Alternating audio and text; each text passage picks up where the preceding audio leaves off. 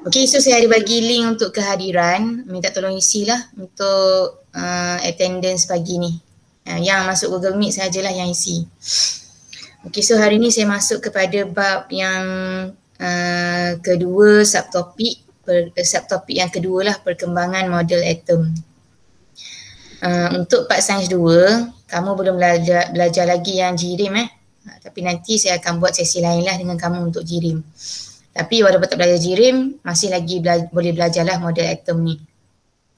Model atom ni penting untuk kamu tahu dan hafal jugalah. Biasanya soalan ni akan keluar terutamanya dalam soalan objektif lah. So nanti saya akan ajarlah cara ataupun teknik untuk menghafal sejarah model atom ni. So apa maksud model atom ni? So bila kata atom, kita tak tahu macam mana atom tu rupa bentuk dia macam mana. Maka saintis-saintis yang dulu dia dah buat kajian, bukan seorang je yang buat kajian mengenai atom ni, tapi ada ramai saintis yang dah buat kajian tentang atom ni.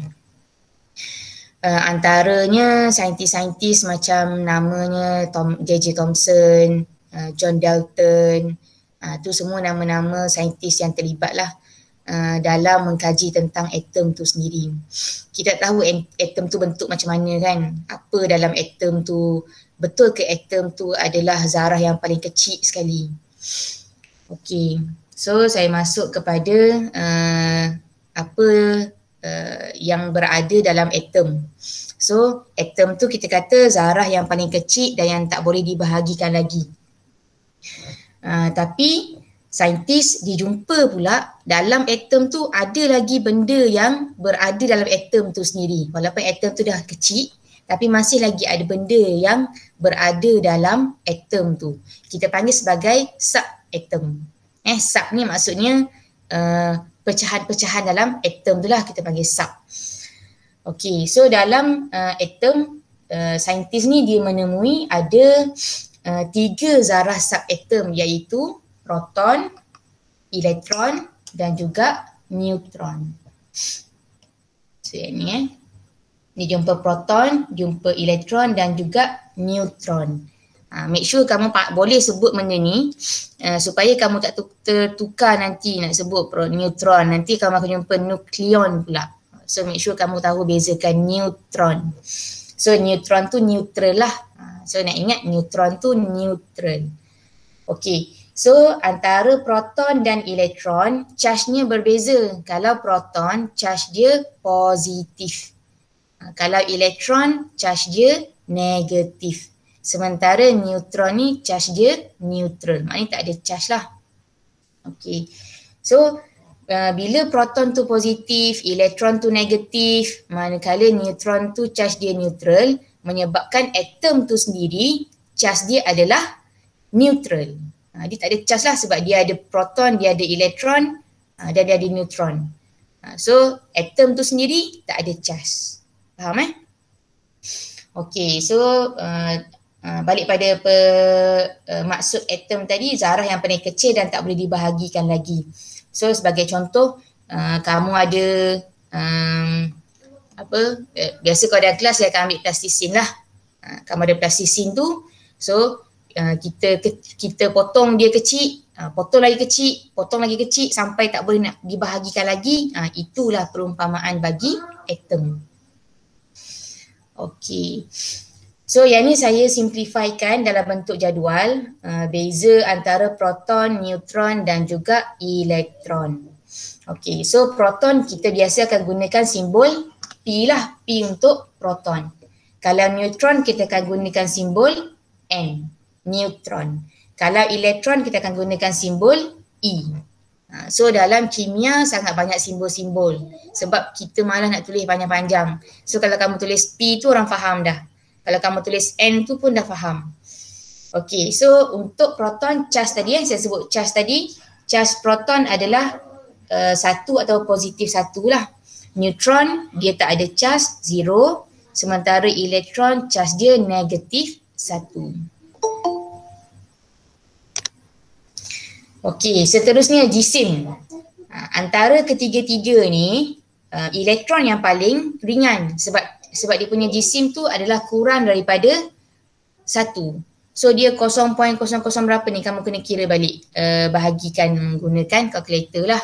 So jisim bagi elektron ni adalah paling ringan dan dia punya jisim adalah kurang daripada 1. Sementara proton dan neutron ni samalah jisim dia. Okey, sementara kedudukan proton dan neutron kedua-duanya berada dalam nukleus. Okey, nanti saya akan tunjuklah gambar macam mana rupa bentuk kedudukan nukleus tu dekat mana, proton dan neutron tu macam mana kedudukan dia dalam nukleus. Sementara elektron ni berada di luar nukleus. Dan dia bergerak dalam petala macam orbit macam tu. Kalau kita pernah belajar pasal sistem suria, planet-planet bergerak pada orbit ni kan. So kamu boleh bayangkan macam itulah elektron-elektron bergerak mengelilingi nukleus pada dia punya orbit dia. Tapi orbit dalam atom ni kita panggil sebagai petala.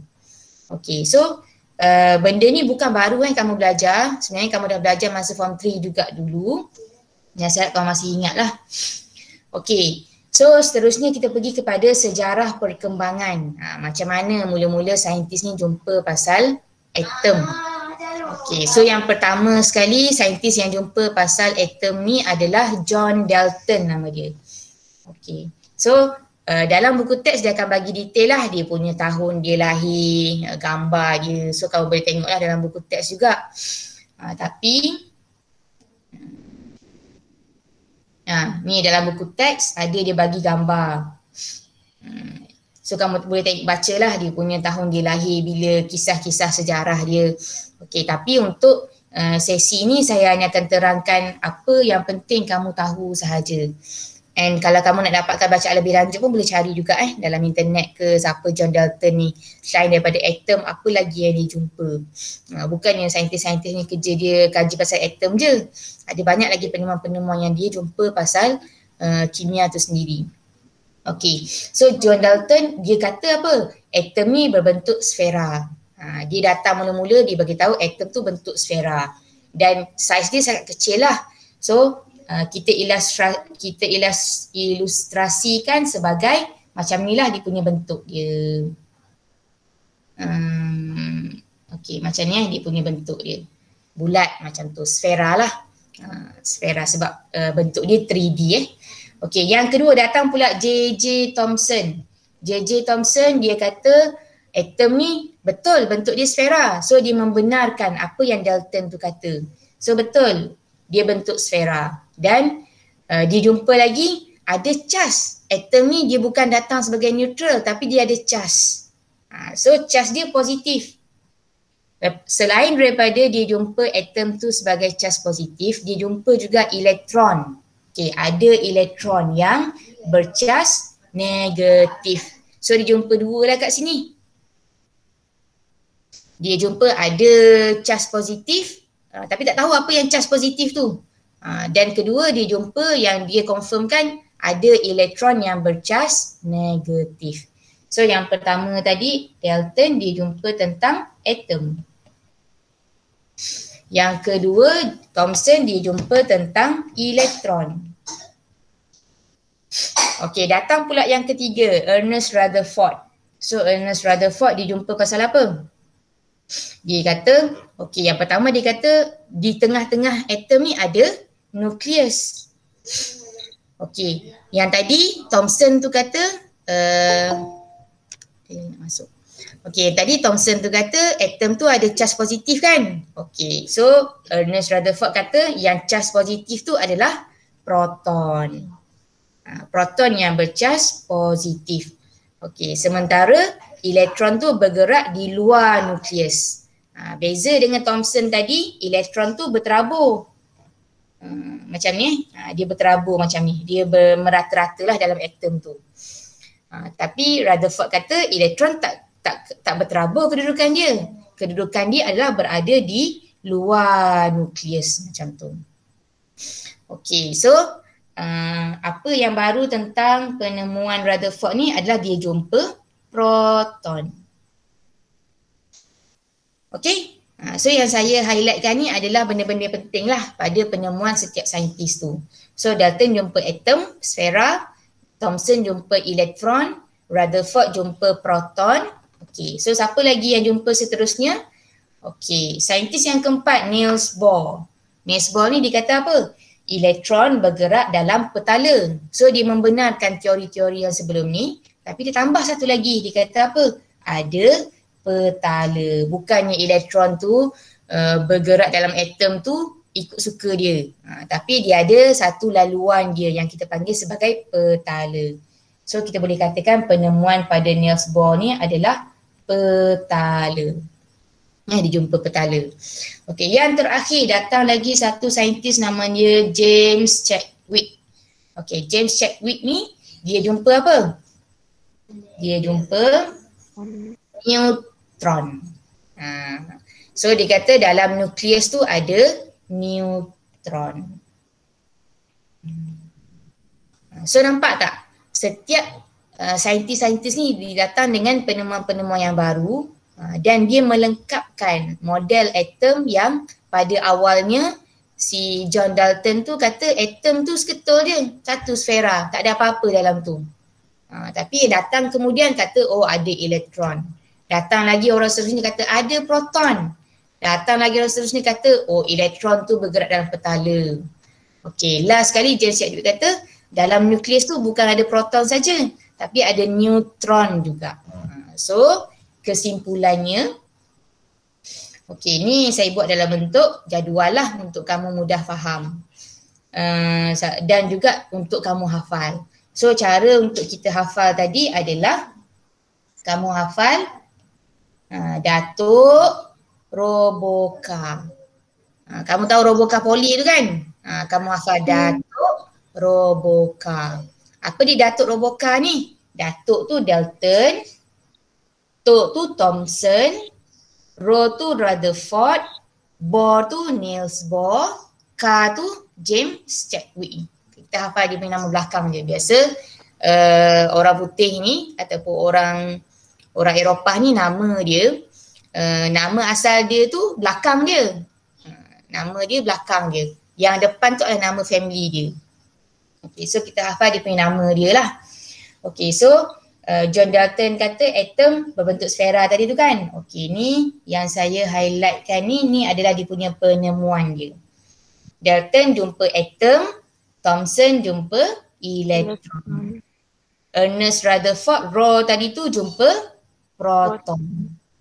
Niels Bohr tu jumpa petala.